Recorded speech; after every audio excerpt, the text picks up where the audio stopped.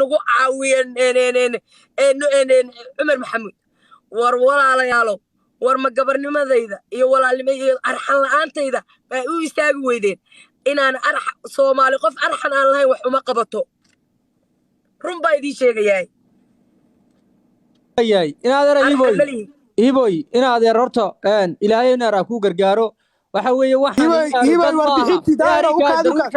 warbixintii ugu dambaysa hadda maasij la igu soo diray waxa la dadka ku doonaya waa dad tolka ah oo ku raba adiga ma garad askar baa ku doonaysa waana ilmaadeerada ma garad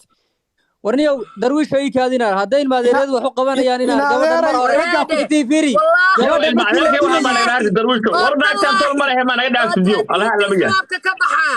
inaanan diinta islaamka waataan ka baxa qof daarooda inaan isku aaminaynin oo aan meel u taagan yahay istaagaynin inkaarna allah ku rido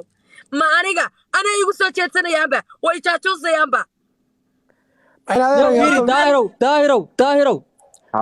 gabadhan hadda waxay noo sheegtay horta gabadhan horta waa gabadh la dilay hadda ka horna war aniga ilaa dilay ninka Cumar Maxamuud gabadha waa la hadalsi gabadha iyada laftirkeeda